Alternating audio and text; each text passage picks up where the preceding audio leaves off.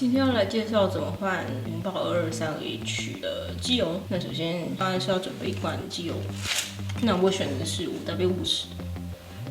223H 的卸油螺丝尺寸是17号，那我选择这种会比较好施力。尖嘴钳有漏斗，还有一个有刻度的量杯。有刻度的量杯是为了要看机油量有没有正常。然后这种长嘴的漏斗，这种扁的卸油盆，挡车跟一般速克达都可以用。那首先会在卸油螺丝的下面铺上纸，然后还有卸油盆。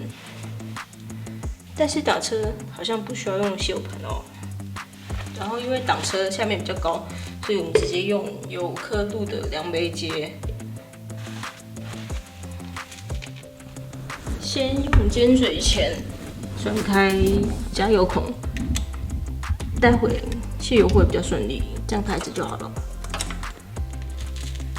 我找到卸油螺丝，卸油螺丝是这个逆时针解开，但是从这个角度看会变成是顺时针。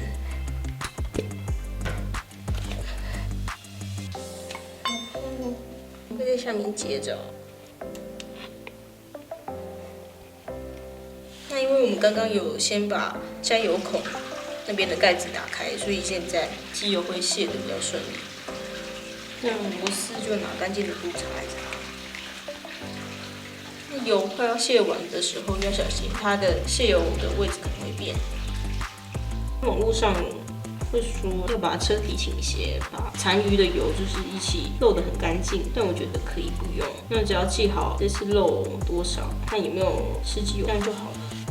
那现在等油滴的差不多，就把螺丝转回去。那地片如果变形太严重的话，要记得换地片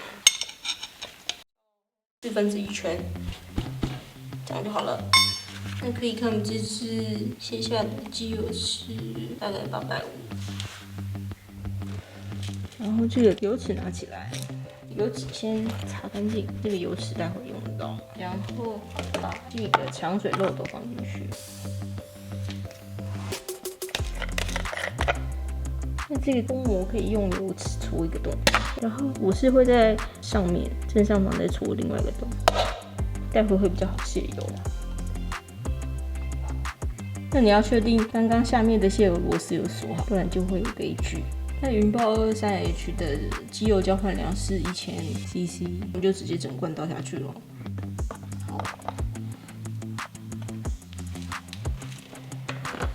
把这个长嘴漏斗小心的拿起来，上面可以放块布接着。